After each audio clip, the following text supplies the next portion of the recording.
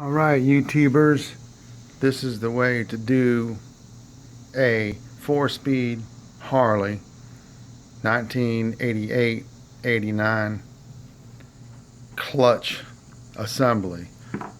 To take it apart is pretty darn easy. Just take the primary cover off and snap ring, and it comes apart. And the reason why I did this is because I needed to replace the magnets in the magneto. When the magnetos break, the magnets come off and crash into the windings and destroy everything. So this is off a 84 to 99 big twin. So you can get these for 40 bucks off eBay. Probably made in China, but who cares? So this is basically what's left of the generator for the big V twin. So I just removed the magnets and glued them with this JB weld. And that does a pretty darn good job. It holds. I've had no problems with them at all, and they will last a pretty good long time. So what you do is you get this. This is MEP, and also with oxygen. You can get this at Home Depot. It's pretty cheap, 50 bucks. You can get the whole kit. You can get the starter kit for it. So you light it, and I'm not going to do it right now, but I'm going to go ahead and show you how it's done. Just imagine this is burning right now at about 1100 degrees, and what happens is the glue melts off the steel, and basically the magnet just comes right off. And you just take a screwdriver and pop it off. You don't have to stick very long. It doesn't have to glow very cherry hot or anything. You just imagine that glue reaching about 800 degrees. It just turns to nothing, evaporates, and the magnet just comes right off.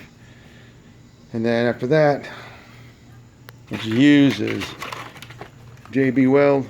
Get the liquid stuff that you have part A and part B with. Mix it up and apply it to the old 4-speed generator, and the magnets are identical.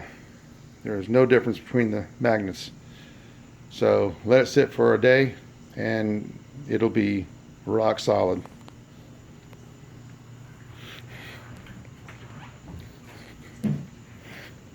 Okay, now you go over here to the clutch area. The clutch has already been taken off and disassembled. It's pretty easy. Just bolts around the primary. You take the clutch lever loose, unscrew it so it has a lot of slack in it, and actually just make sure it's there's nothing here. There's absolutely no play. It's just completely free. And then unbolt everything around the primary, and the primary case comes right off. No sweat there, it just comes right off. And then it's really simple. Just take the snap ring right here, just pop that loose, the whole thing comes right off. Now as you see here, there's a bolt, and it's about 200 foot-pounds of torque on it.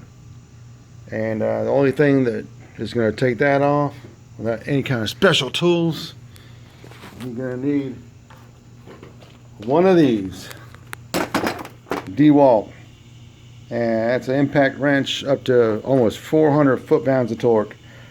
I've taken that off the front crankshaft pulley. I've disassembled that bike several times with that DeWalt. Don't buy some cheapo Chinese made one. Buy American or buy DeWalt. It's the only thing that's going to work and work for years. All right, now there's one thing that you have to put this thing back together, and this is going to be this piece right here. This is a coupling from 3" to 2", and you can get it at a hardware store, Home Depot, Lowe's, what have you. My battery's getting low, by the way. So whenever you put that bolt back on, put everything back together, you're gonna take and put everything back together, all your snap rings, all your the washer, if you will, is kind of like a bent plate that gives friction to the plates, and you just cut this thing in two. Just take a buzzsaw or cutter wheel and cut it in half. And just as long as the bottom part right here fits snugly right into this area where the washer's at. And you take and you apply pressure to everything with this arm. And the reason why I cut that area into the white reducer is to make sure this is even. You press down on it, it's gonna apply pressure evenly. Otherwise, it's gonna scoot out and it won't come down evenly. It'll go to the side and you won't be able to hold it in place. It'll just slide. Get a partner, get a friend, buddy, wife, and make sure they put plenty of pressure on here, because you can't do it at the same time. One person's got to push while the other person's got to put that snap ring in place. So when you push down on it, all that pressure gets relieved from the washer, that big disc washer in there, and then you can put the snap ring, this son of a gun right here. That's once it gets depressed, you just snap in place, and that's it. Job done. So, YouTube world, this has been a nightmare for me, but I wanted to show everybody out there how to do it. And I hope you can reflect on this and do it yourself if you've got one of these old bikes. All right, good luck.